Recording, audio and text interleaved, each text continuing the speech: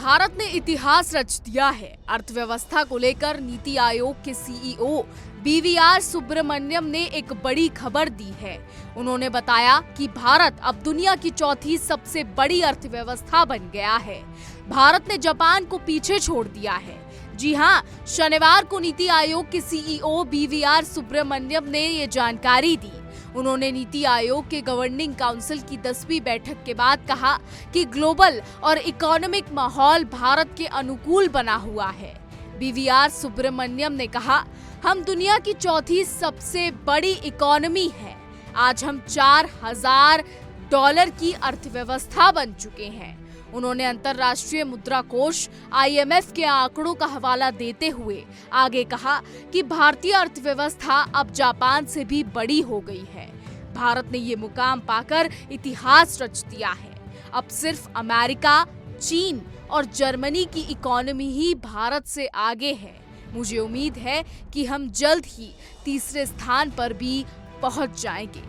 नीति आयोग के सीईओ ने यह भी कहा कि हम अपनी योजना पर कायम हैं और अगर सब कुछ सही रहता है तो अगले 2.5 से 3 सालों में जर्मनी को पीछे छोड़ते हुए हम दुनिया की तीसरी सबसे बड़ी इकोनॉमी बन जाएंगे।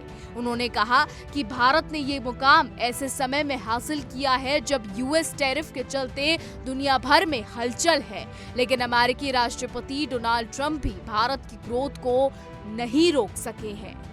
बता दें कि अमेरिकी राष्ट्रपति डोनाल्ड ट्रंप ने हाल ही में कहा था कि वो चाहते हैं कि एप्पल कंपनी आईफोन अमेरिका में ही बनाए, भारत में नहीं। इस पर सुब्रमण्यम ने कहा कि टैरिफ क्या होगा ये कहना मुश्किल है, लेकिन अभी भारत में चीजें बनना सस्ता है। सुब्रमण्यम ने ये भी बताया कि सरकार एक बार फिर अपनी संपत्तियों को किराए पर देगी या बेचेगी। इसे एसेट मोनेटाइजेशन कहते हैं। इसका दूसरा दौर अगस्त में शुरू होगा। इससे सरकार को और पैसे मिलेंगे जिससे देश का विकास होगा।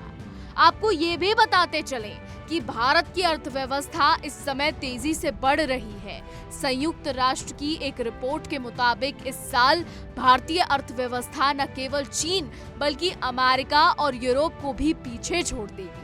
इसी के साथ अर्थव्यवस्था के मामले में भारत पहले स्थान पर होगा। रिपोर्ट्स के अनुसार भारत की अर्थव्यवस्था इस साल 6.3% की दर से बढ़ेगी। ये दुनिया की बड़ी अर्थव्यवस्थाओं में सबसे ज्यादा है। चीन की अर्थव्यवस्था 4.6%, अमेरिका की 1.6%, जापान की 0.7% और यूरोप की 1% की दर से बढ़ने का अनुमान है। वहीं जर्मनी की अर्थव्यवस्था में तो 0.1% की गिरावट आ सकती है।